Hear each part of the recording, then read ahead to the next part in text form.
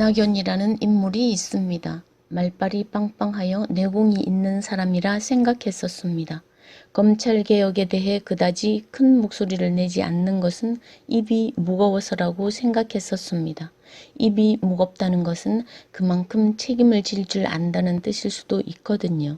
조국이 난도질 당하고 추미애가 혼자 힘겹게 적폐들을 상대할 때도 입 하나 뻥긋하지 않았던 것은 진보 진영의 우두머리로서 그 무거운 책임감을 감당하기 위해서라 생각했더랍니다.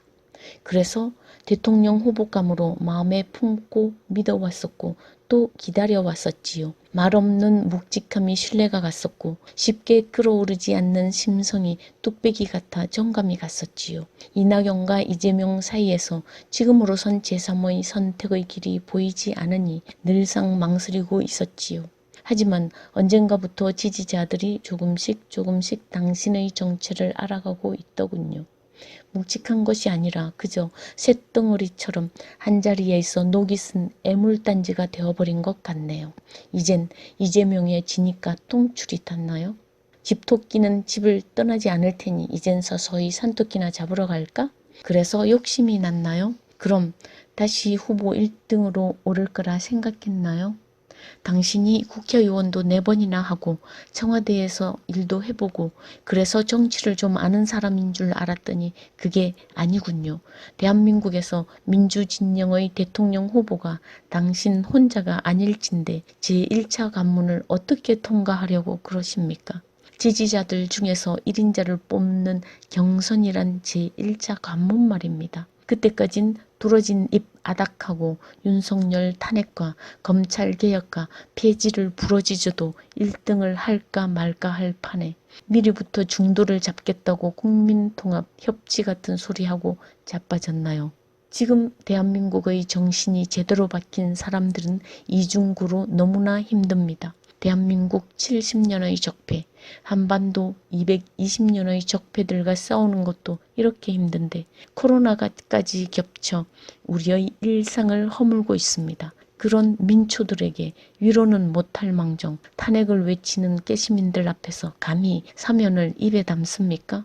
사면이라는 단어는 깨어있는 사람이라면 그 어느 누구도 꺼낼 수 없는 금기어입니다. 그것은 16년과 17년의 그 거대한 촛불을 깡그리 부정하는 단어이며 썩어 문드러진 마음으로 이 전국을 바라보는 민주시민의 가슴에 비수를 꽂는 단어이며 노무현, 한명숙, 조국 등 적폐에 희생된 인물들 그리고 청산하지 않으면 희생이 예정된 추미애와 문재인 같은 무수한 인물들에 대한 배신의 단어이며 법 앞에 만인이 평등하다는 대한민국의 헌법 정신을 송두리째 뽑아버리는 어처구니 없는 단어입니다.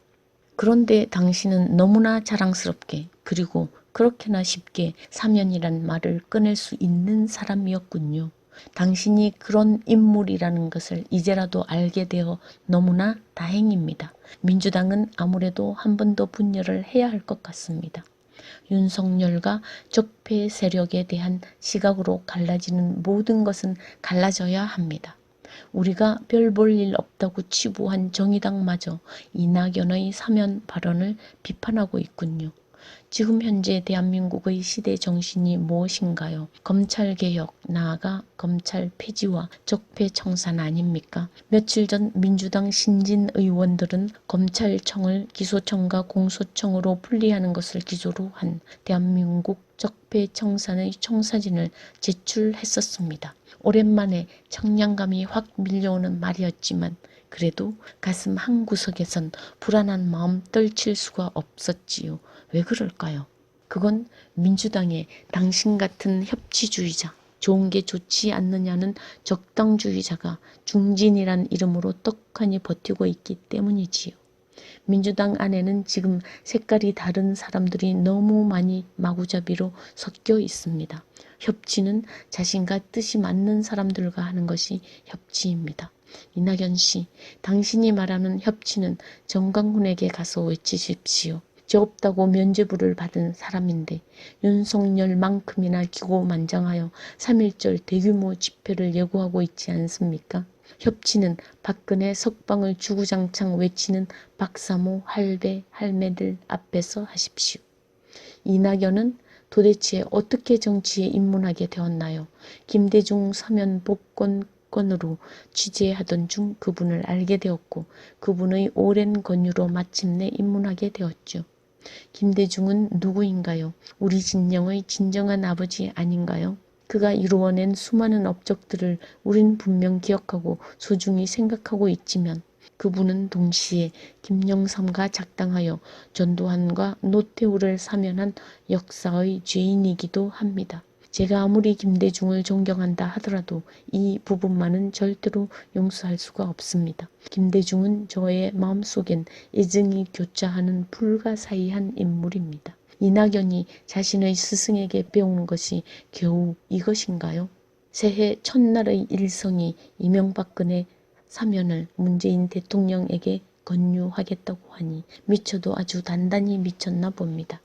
만약에 다음 대통령으로 이낙연이 된다면 떠나가는 문재인과 함께 유사일의 최대의 사기꾼 이명박과 유사일의 최고의 멍충이 박근혜를 사면하는 그림이 그려지는군요. 23년 전의 그림과 닮아도 너무 닮아 있습니다. 그래서 23년 전 전두환과 노태우를 방면하여 국민이 통합되었나요? 도대체 이 지구상 선진국 어디에 자신의 국민을 하나의 이념으로 통합시켜야 한다고 부르짖는 나라가 있습니까? 북한이나 중국과 같은 나라가 아니고서야 국민 통합이라는 것이 가당키나 한 일입니까? 정당이 왜 존재합니까? 좌파 우파가 왜 존재합니까?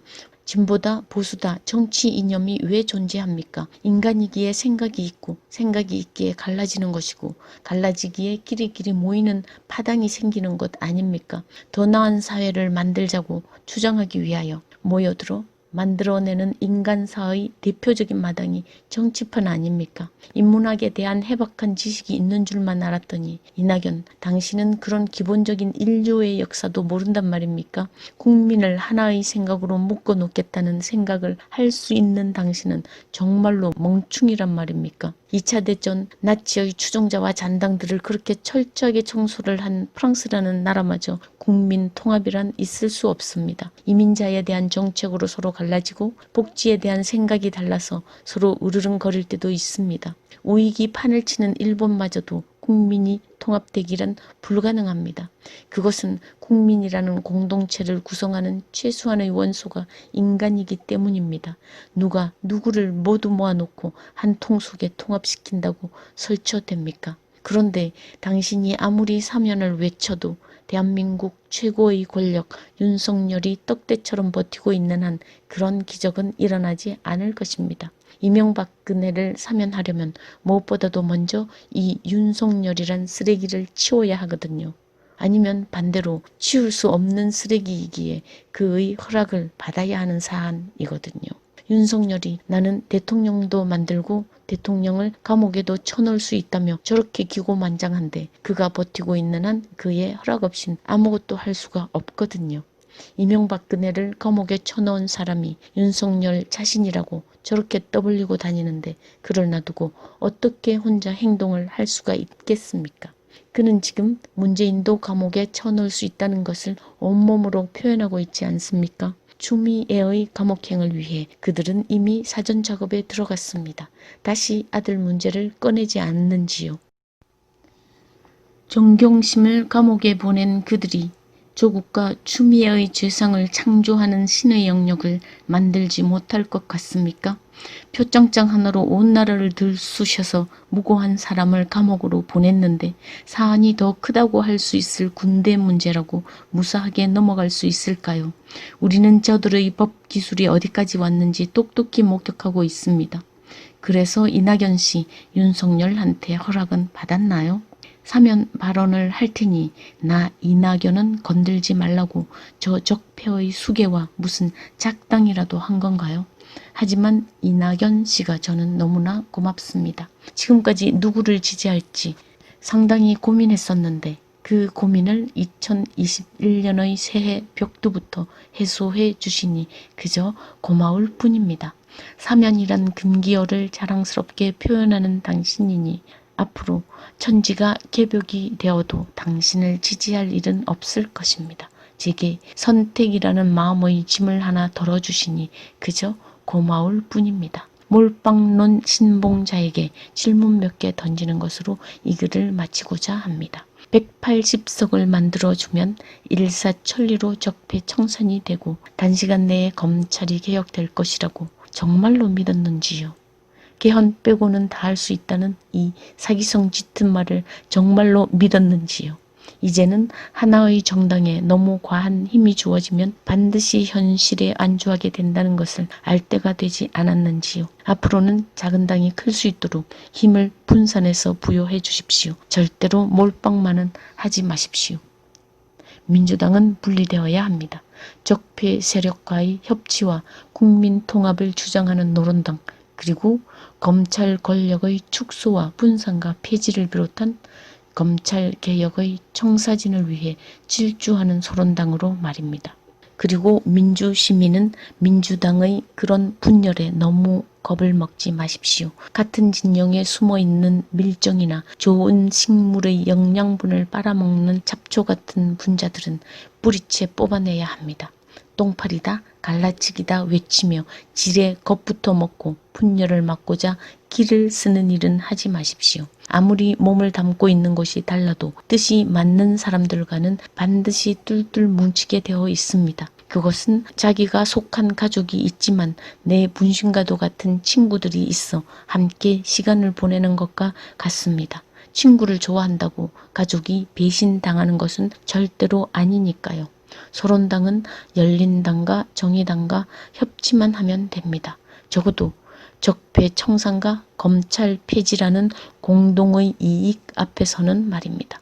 서로 경쟁하고 때로는 끌어주고 밀어주며 또 때로는 국민한테 더 많은 이쁨을 받으려고 과한 행동을 할 때도 있을 것입니다. 그런 즐거운 풍경을 한번 상상해 보십시오. 이런 공동의 목표를 향해 나아가는 세력들이 바로 협치의 대상이라고 할 수 있는 것입니다. 협치는 힘의 균형이 비슷할 때라야 가능합니다. 4월의 보궐선거에선 그리고 다음 대선에선 나아가 22대 총선에선 제발 진정으로 깨어있는 시민이 되어 주십시오. 그리고 지금은 민주당의 신진 의원들이 즉 제가 말하는 소론당이 자신들이 내뱉은 말에 책임을 질 수 있도록 감시하고 채찍을 가하는 일만 남았습니다. 공수처니 법무장관이니 너무 기대하지 마십시오. 지금은 일단 한 곳에 쏠린 검찰이라는 저 거대한 괴물의 힘을 분산시키는 일을 위해 질주할 때입니다. 민주당이 저 미친 괴물을 탄핵할 힘도 없고 의지도 없다면 말입니다. 썩녀라 들어봐. 내 칼을 산산히 분해해서 아무것도 썰지 못하도록 독립된 부품으로 만드는 방법이 있다는구나. 부품 해체를 할 권리가 사법부가 아닌 입법부에 있다는구나. 너도 그건 생각 못했지? 용용 죽겠지? 에구, 이 미련퉁아 적당히 좀 하지. 그렇게 편하게 칼을 휘둘러대니 우리도 어쩔 수 없지 않겠니? 좋아요, 구독 눌러주는 그대는 멋쟁이.